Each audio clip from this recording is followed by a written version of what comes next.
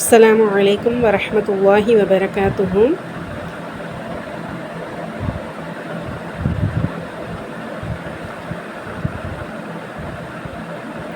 தினமும் 5 ஹதீஸ்கள் இந்த குழுமம் சார்பாக 451வது ஹதீஸில் இருந்து 500வது ஹதீஸ் வரையும் உள்ள ஹதீஸ்களில் இருந்து கேள்விகள்.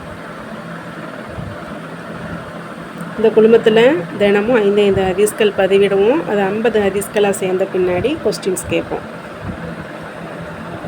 1வது கேள்வி, பயணிகள் எந்த தொழுகையை சுருக்கி தொழலாம், எந்த தொழுகைகளை சுருக்கி தொழக்கூடாது, அதனுடைய காரணத்தை தெளிவாக கூறவும். ஒரு 3 ஹதீஸ் வரும், அதனால் கவனமான முறையில் படித்து பார்த்துட்டு அனுப்புங்க. விடையாக 3 ஹதீஸ் வரும். 2வது கேள்வி, அல்லாஹ் எதை விரும்புகிறான்?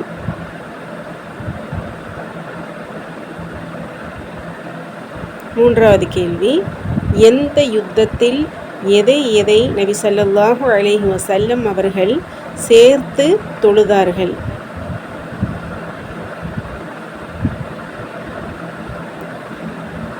நான்காவது கேள்வி, ஜும்ஆ தொழுகையை தவறவிட்டால் என்ன நடக்கும்?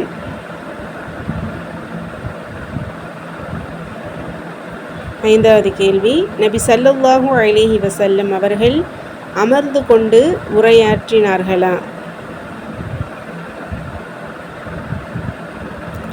ஆறாவது கேள்வி, காஃப் வல் குர்ஆனில் மஜீத் என்பதை யார் எப்போது ஓதுவார்கள்?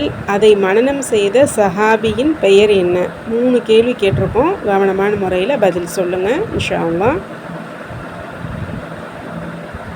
7வது கேள்வி, நபி ஸல்லல்லாஹு அலைஹி வஸல்லம் அவர்கள் ஜும்ஆவில் என்ன சூறாக்களை ஓதுவார்கள்?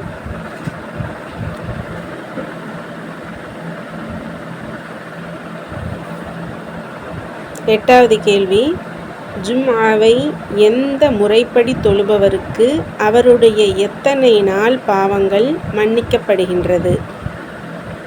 3 கேள்வி கேட்டிருக்கோம். கவனமான முறையில் பதில் சொல்லிக்கிறேங்க இன்ஷா அல்லாஹ்.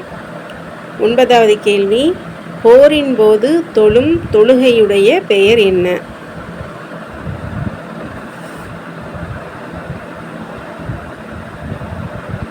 10வது கேள்வி, அந்த தொழுகை முறையை விரிவாக விவரிக்கவும்.